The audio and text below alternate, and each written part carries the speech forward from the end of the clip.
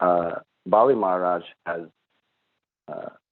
now kind of surrendered, and he's looking towards a fate. And now Prahlad Maharaj, his grandfather, is here. He has he's appeared, and he's now speaking. And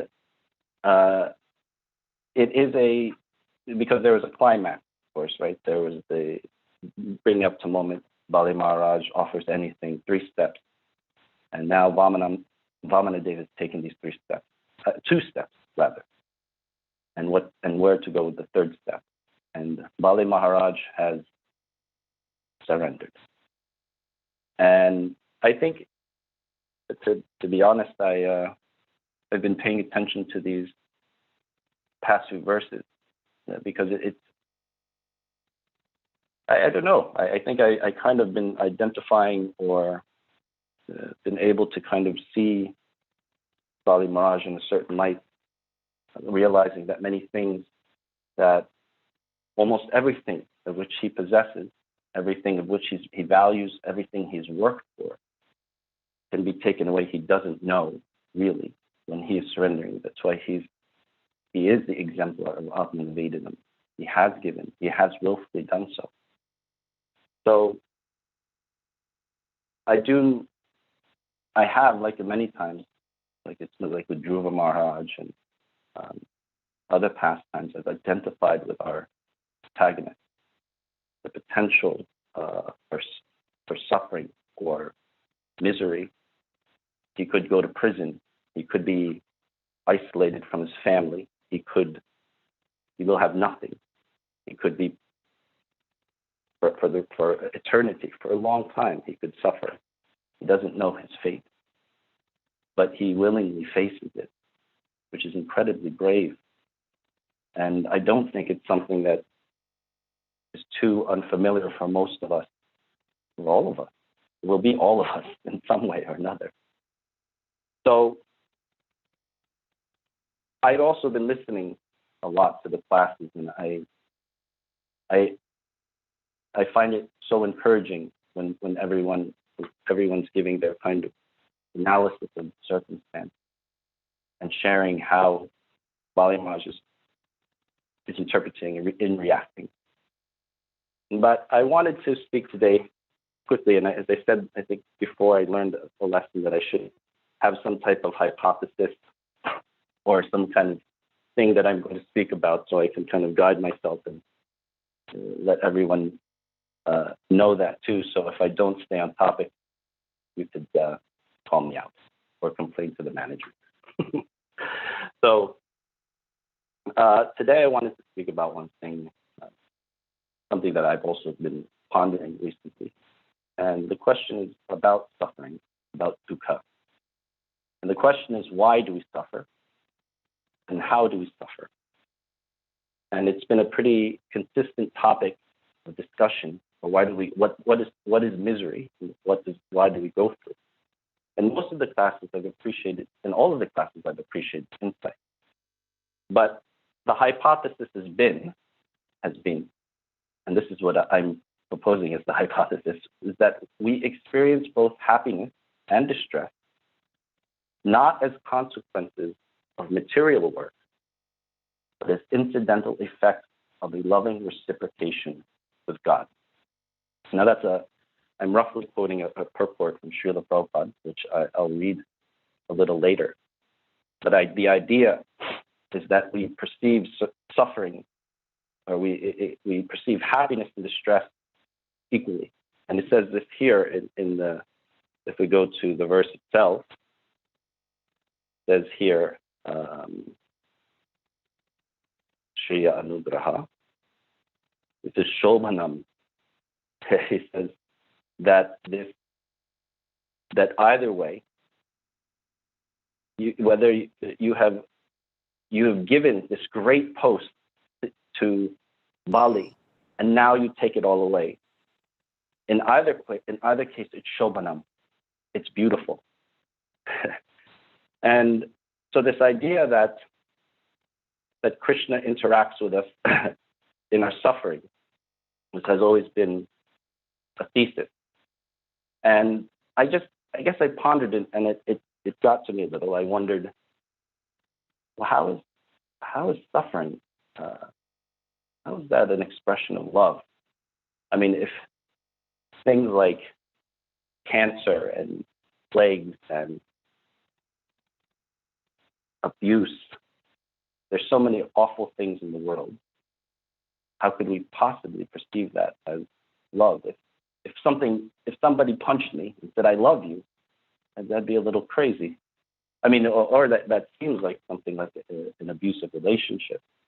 And I think actually this is the type of, no, I don't, I know that this is the type of argument that atheists generally make. I know we speak about the quote unquote atheists, but I'm talking about people like Richard Dawkins or Christopher Hitchens, who had said that, especially in reference to Jesus Christ. Well, why would that be an expression of God's love? I mean, that's incredible suffering. Don't you think that's just depraved? That's an expression of love?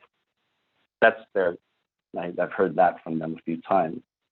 It really echoes not Dawkins, but Darwin himself, who he has said in his probably most popular statement is he cast his entire doubt on the existence of God on one thing. Well, one main thing in his study, a wasp. And it is a type of wasp. He said, "I cannot persuade myself that a beneficent and omnipotent God would have designedly created Ishnumonodidae, which is a parasitic wasp, with the express intention of their feeding within the living bodies of caterpillars." The wasp is especially the parasitic wasp, is a parasitoid wasp, is a particularly cruelly designed animal. So the wasp will plant the eggs inside of a caterpillar, and inside of the caterpillar, the eggs incubate, and the larvae of the wasp grow inside. Not just like small parasites. They take up about 50 to 70% of the caterpillar's body, and they eat the body of the caterpillar from inside. And I've seen one. I remember I was looking at a wasp. I was in South America, and I was videotaping. Apparently, it was a very, very painful wasp if you were stung by it, but it's one of these types of wasps. So as this larva of the wasp is growing inside of the host, the caterpillar, it also releases a biochemical that stunts the growth of the caterpillar, so it won't become a butterfly. So it stays as the host until the duration of the larva, until it bursts out of the caterpillar and creates its own cocoon, which the caterpillar, through this biochemical, defends the parasite until the wasp emerges from its cocoon, and he's done with the caterpillar, and the caterpillar either dies or leaves what's left of the caterpillar. So for Darwin, this in his observance of this particular insect, he found this particularly cruel. And so he said, how could a compassionate God have created something like that? That is like, for him, the epitome of suffering, or just like, it just seems so cruel. Now, I don't want to turn the question, but that is somewhat what I felt like. I wondered about these kind of circumstances, which I speak for myself, and I have definitely doubted. I have doubted. I have in the past. How could this happen? Why would this happen? And so the answer that, well, if somebody in those circumstances said to me, well, God works in mysterious ways, or God's love, sometimes hard for us to see, God loves you. I don't know if that's the answer I'd be willing to hear at that moment. And for us, I know that you, everyone here, are my Sangha. You are my community. We are Vaishnavas. I know if I say to you, and I said it recently, I had a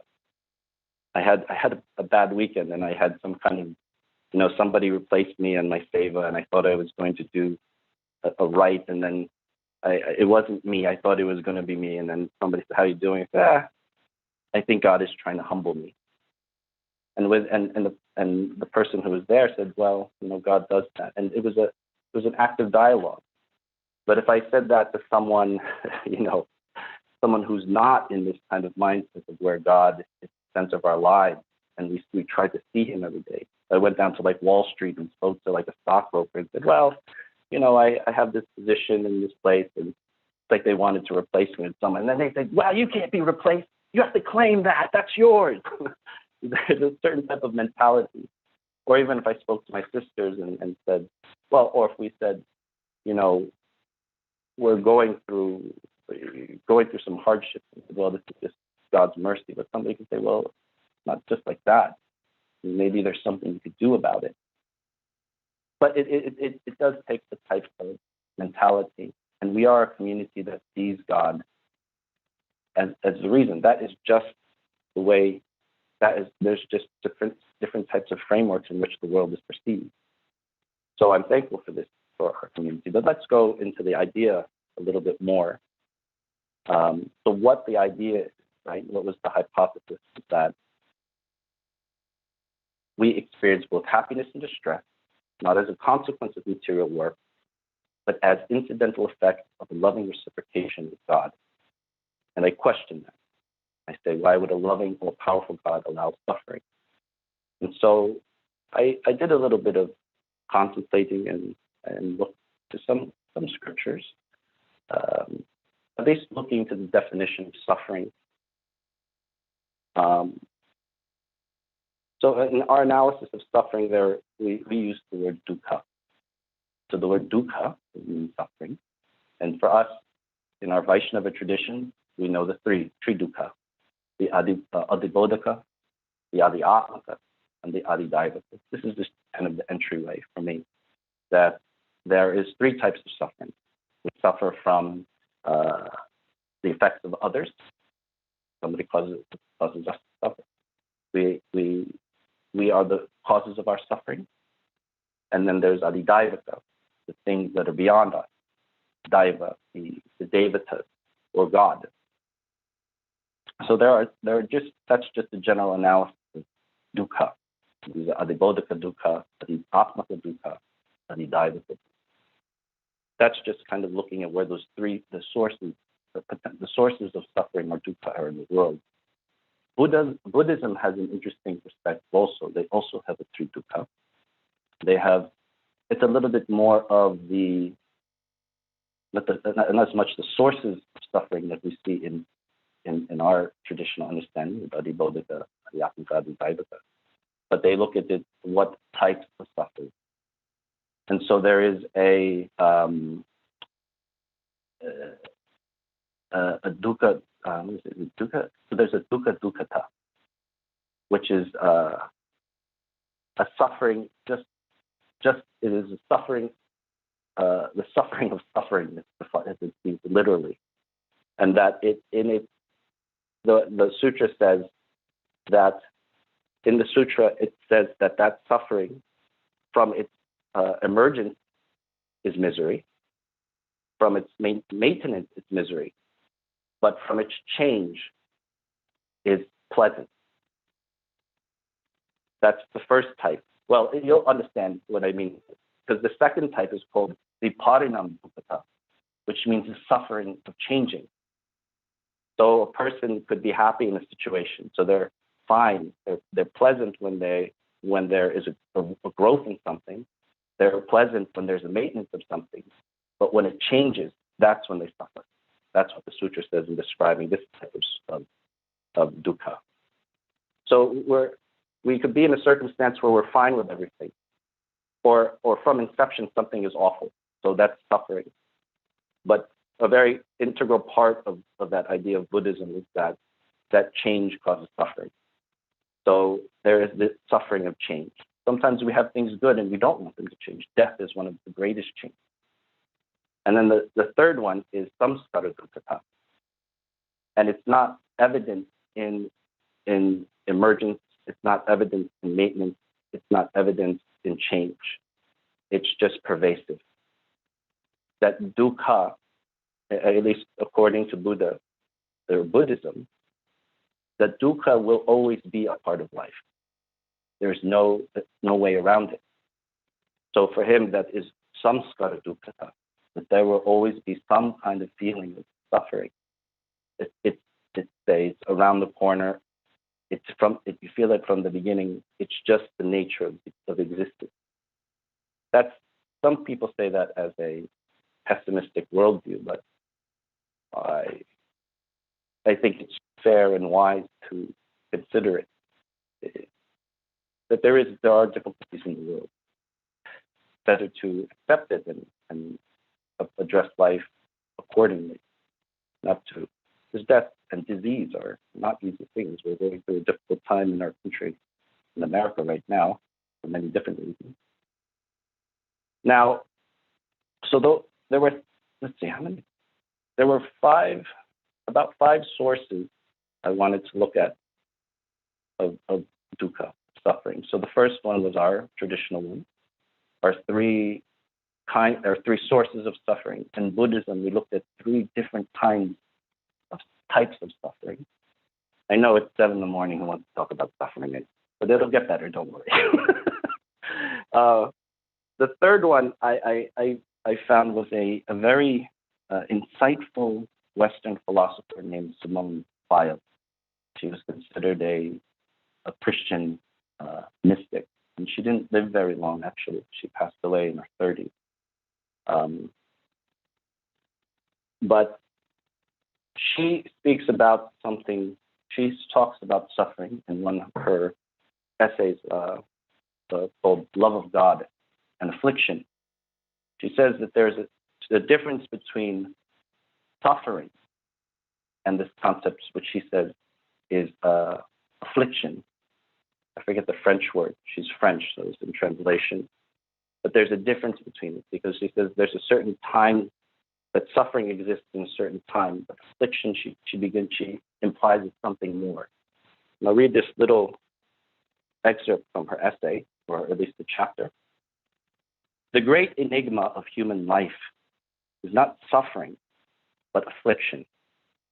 It is not surprising that the innocent are killed, tortured, driven from their country, made destitute, reduced to slavery, or imprisoned in camps or cells, since there are criminals to perform such actions. It is not surprising either that disease is the cause of long suffering, which paralyze life and make it into an image of death, since nature is at the mercy of the blind play of mechanical necessities. But it is surprising that God should have given affliction the power to seize the very souls of the innocent and take possession of them as their sovereign Lord. At the very best, he who is branded by affliction will keep only half a soul. I mean, it's just imagery. She further goes, and a lot of people like her writing because she's a little, sometimes she sounds a little bleak. Affliction makes God appear to be absent for a time, more absent than a dead man, more absent than light in the utter darkness of itself. A kind of horror submerges the whole soul. During this absence, there is nothing to love. It seems like there is nothing to love. What is terrible is that if, in this darkness, where there is nothing to love, the soul ceases to love, God's absence, in one sense, becomes final. The soul has to go on loving in the emptiness, or at least go on wanting to love, though it may only be with an infinitesimal part of itself. Then, one day, God will come to show himself to the soul, to reveal the beauty of the world to it, as in the case of Job. But if the soul stops loving it, falls, even in this life, into something almost equivalent to hell.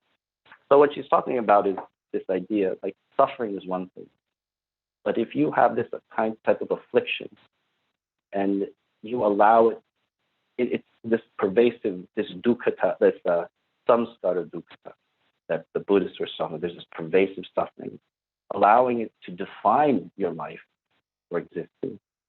So that that's just like similar. She says it affects your soul. It's almost like you're living a life of hell, right? Like in the Isha Upanishad, after you read the Upanishads, they talk about the Atma and how it's eternal and immutable.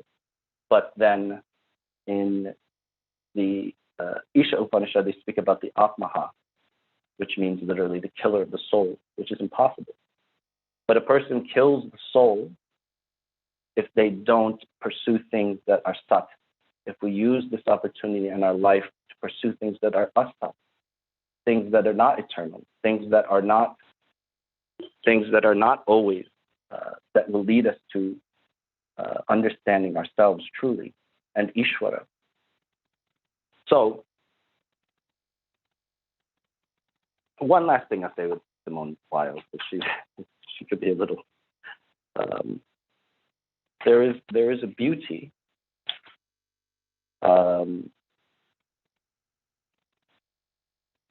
So she says that there is a joy. So she says joy and suffering are two equally precious gifts, both of which must be savored to the full, each one in its purity, without trying to mix them. Through joy, the beauty of the world penetrates our soul. Through suffering, it penetrates our body. We could no more become friends of God through joy alone than one becomes a ship's captain by studying books on navigation. In order that a new sense should be formed in us to enable us to hear the universe, is the vibration of the word of God, the transforming power of suffering and of joy are equally indispensable. When either of them comes to us, we have to open the very center of our soul to it, just as a woman opens a door to messengers from her loved ones. What does it matter to a lover if the message be polite or rough, as long as the message is delivered? So there is a sense that within, like we're saying, this, like what we've been saying, is that love and joy are both equally messages. They must be welcomed by the soul to understand them in that context. That's what she's saying. I mean, she is I only took excerpts of that, but that is kind of her conclusion about affliction. That affliction is much more of the deeper issue than suffering, which she separates. Suffering is part of the world that has a time limit, but we should really be concerned about what affliction means. This long-term, this durable pain, and the only way that we could really satisfy or fix that pain is connect to God. And so then things like joy and suffering, that's really to see that connection. It's not about joy or suffering. It's about really addressing what is the soul lacking, that affliction. How do we solve the affliction? By making sure that connection from God comes. So that was one interesting thing I'd read from Western philosophy. Another interesting thing I read was from the Sankhya Karika, and that's from Ishvara Krishna. Ishvara Krishna is a person. It's not actually Ishvara Krishna. That's just the name of the person. So he's actually a little bit of the opposite. He's a bit of he is one of the people identified with Sankhya, but there are two strains of two different types of Sankhya. One theistic and one from an atheist. He is of the latter, unfortunately. But, well, not unfortunately, it's just what the polemic is. In the first verse of the Sankhya Karika, it says, Dukkha trayabhi gahat jigyasa sadap gatake heto. Just the rough translation is that on account of dukkha, the threefold dukkha, what comes from it? How do you remove it? It is jigyasa. From suffering comes the beginning of inquiry. So for him, the beginning of the path of enlightenment actually starts when we realize and acknowledge that, when we realize suffering, because we're going to try to find answers to it. I mean, if you woke up in a cell in the morning, a cell, you're like, how do I get out of here? in many ways, that's a representation of this. But in the world, so dukkhatraya bhigatha jigyasa, that part of the beginning of our inquiry into salvation, the beginning of our inquiry into enlightenment starts with suffering. It's an interesting way to see that. So that was my fourth kind of look into the idea of suffering and some type of purpose. So the first one was adibodhika, adi-atmaka, adi-jaya. There are these different sources of suffering. Buddhism says there's tri-dukkha also, dukkha, dukkata, samskara dukkata, viparinama dukkha. So there's three types of suffering, also implying that there's something more than just the day-to-day suffering. There is a samskara dukkata, a pervasive dukkha. And I kind of looked more into Simone Weil and her difference between suffering and affliction. Affliction being not just, ow, I got pinched and this hurt. Like, why do I feel this all the time? What am I missing? She says that we are not focusing on the real thing that matters in life. That is our connection to God, which she, in actually beautiful language, kind of associates with music. But I didn't get to read that. And then Sankhya Karika also looks and says the beginning, looking at suffering, says that suffering is the beginning of our inquiry into the truth.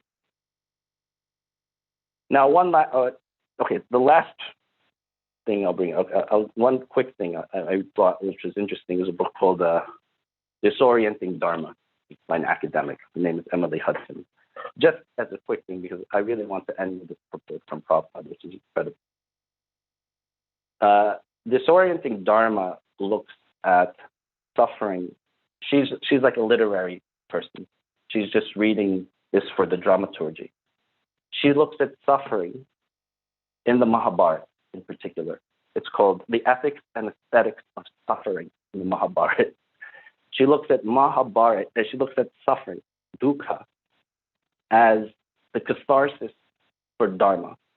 Like if you were to just look at the literature, but she's looking at it as a literary person, that when there's an instance of dukkha, the person who is experiencing it, it is a platform, it is a stage for them to see how they react to it. That's what makes people heroes or villains. So there's a very interesting thing that suffering, like in Bali Maharaj's case, he could just say, like, he could get miserable, he could blame other people, but he doesn't. He accepts it. That's why we look at him as a hero.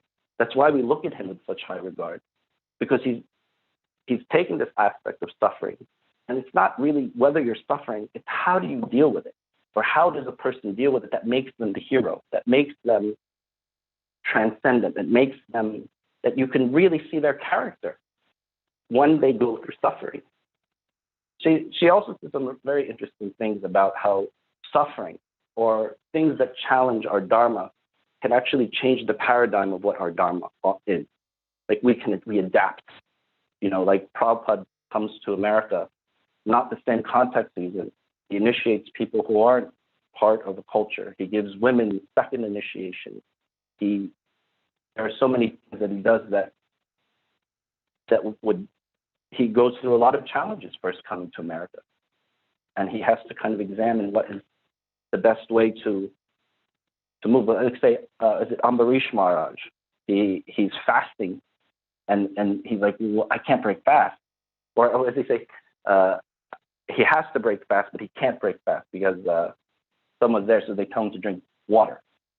And so he drinks water. It's like, it causes us to look at the Dharma. It causes us to look at the situation and to examine it, to be really thoughtful about why we do this. That is why I am looking at this. I don't want to rehash the idea of suffering. It's just that I have this belief that you have to kind of examine what your beliefs are, because they will be challenged by someone like Christopher Hitchens, or people will ask you, like, well, why do you think God is giving you love by disease or death or something? Like, why? It's better for me to kind of see, well, there are reasons for suffering, that we all experience. And whether you're ready to accept that it's God, or whether to see the equanimity of joy and suffering, well, you might not be there. But maybe between us, because you're my group, my sangha, we get that. But someone at the hospital, because I'm a chaplain, might not get that. And it's not just that they might not get that, they might not be ready for that. So I want to end with just one thing.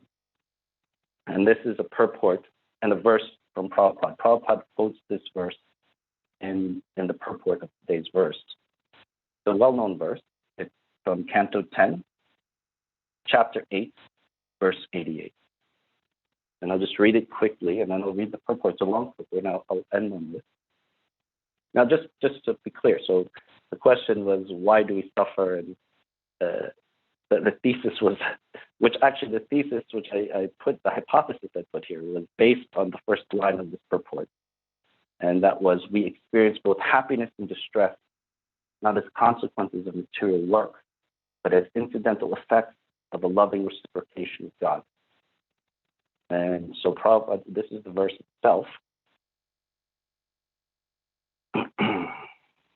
Shri Bhagavan Uvacha Yasyaham Anugranami Tarishyeta Danam Shanai Tato Danam Yajantya Asya Vajana Dukha Dukhitam Vajana Dukha Dukhitam. So the personality of God had said, Bhagavan said, if I especially favor someone, I gradually deprive him of his wealth. Gradually. Then the relatives and friends of such a poverty-stricken man abandon him. In this way, he suffers one distress after another. Purport by His Divine Grace Srila Prabhupada. Devotees of the Supreme Lord experience both happiness and distress, not as consequences of material work, but as incidental effects of their loving reciprocation with the Lord. Srila Rupa Goswami in Sri Bhakti Rasamrita Sindhu, his definitive treatise on the process of devotional service, explains how a Vaishnava is relieved of all karmic reactions, including those that have not yet begun to manifest, aparabdha. Those that are just about to manifest, the kuta, and those that are barely manifesting. Those that have not yet begun to manifest, aparabdha, and those that are about to manifest, kuta, and those puta, and those that are barely manifesting, bija, and those that have manifested fully, prarabdha. As a lotus gradually loses its many petals, so a person who takes shelter of devotional service has all his karmic reactions destroyed. That devotional service to Lord Krishna eradicates all karmic reactions is confirmed in this passage of the Gopaltapani Shruti Upanishad. Bhakti asya bhajanam tad iham uta topadi nayasyena mushnin manha kalpanam etad eva naiskana kanyam. Devotional service is the process of worshiping the Supreme Lord. It consists of fixing the mind upon Him by becoming disinterested in all material designation, both in this life and the next. It results in the dissolution of all karma. While it is certainly true that those who practice devotional service remain in material bodies and apparently material situations for some time, this is simply an expression of the inconceivable mercy of the Lord, who bestows the fruits of devotion only when it has become pure. In every stage of devotion, however, the Lord watches over His devotees and sees the gradual elimination of its karma. Thus, despite the fact that the happiness and distress devotees experience resemble ordinary karmic reactions, they are in fact given by the Lord Himself. As the Bhagavatam 10:87-40 states, Bhavad Uta Subha Shubhoyo. A mature devotee recognizes the superficially good and bad conditions he encounters as signs of the direct guidance of his ever well-wishing Lord. Now, Prabhupada poses questions here. But if the Lord is so compassionate to his devotees, why does he expose them to special suffering? This is answered by an analogy. A very affectionate father takes the responsibility of restricting his children's play and making them go to school. He knows that this is a genuine expression of his love for them, even if the children fail to understand.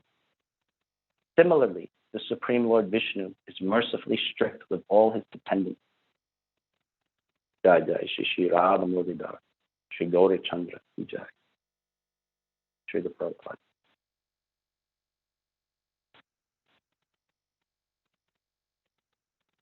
Similarly, Supreme Lord Vishnu is mercifully strict with all his dependents, not only with immature devotees struggling to become qualified.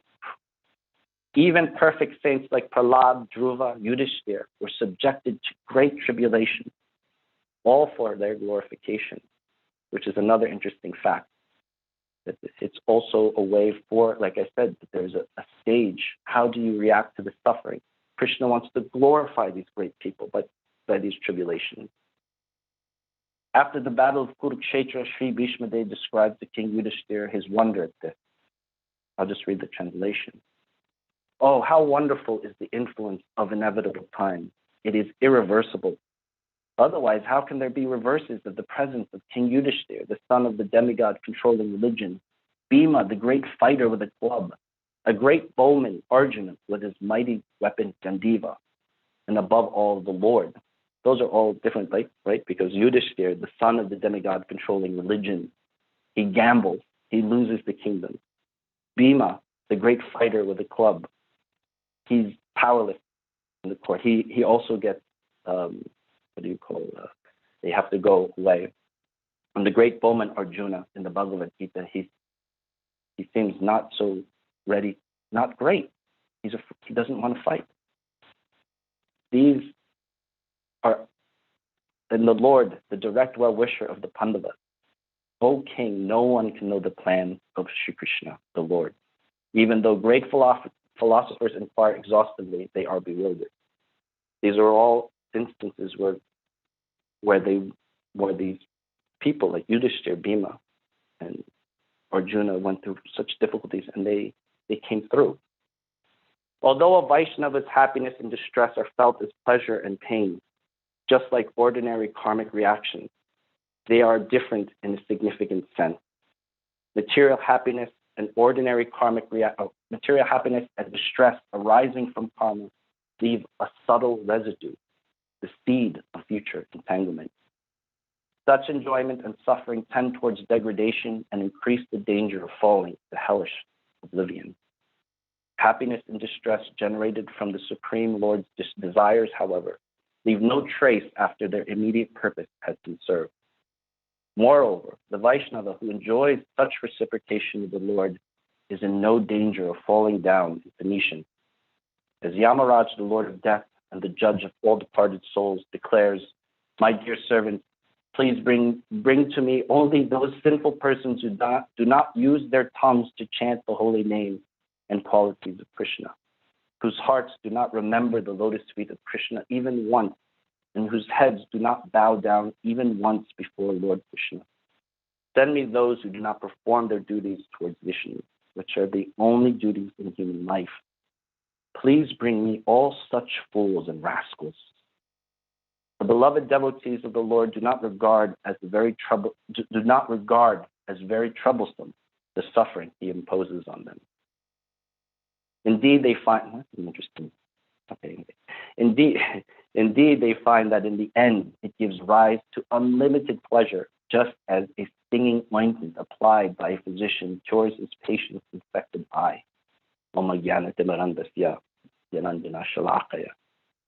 In addition, suffering helps protect the confidentiality of devotional service by discouraging intrusions by the faithless.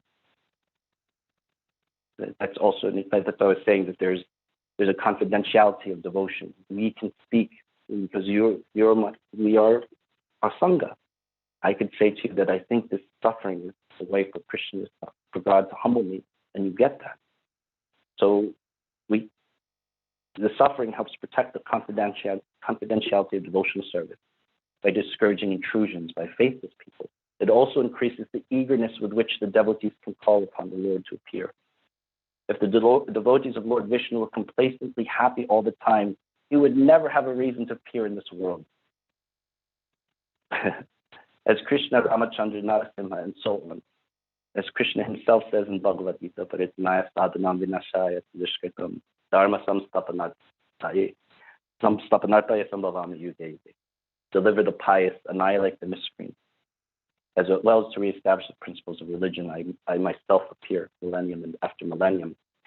But without the Lord showing himself on earth in his original form of Krishna and the forms of various incarnations, his faithful servants in the world would have no opportunity to enjoy his Rasa Leela and other pastimes. The last part of this is some more questions that are posed by Vishwanath Chakravarti. Prabhupada quotes him. Vishwanath Chakravarti encounters a possible objection. What fault would there be in God's incarnating for some other reason than to deliver saintly persons from suffering? The Acharya responds, yes, my dear brother, this makes good sense, but you are not expert in understanding spiritual moods. Please listen. It is at night that the sunrise becomes attractive. During the hot summer, that cold water gives comfort. And during the cold winter months, that warm water is pleasing. Lamplight appears attractive in the darkness, not in the glaring of day. And when one is distressed by hunger, food tastes especially good. In other words, to strengthen his devotee's mood of dependence on him and longing for him, the Lord arranges for his devotees to go through some suffering.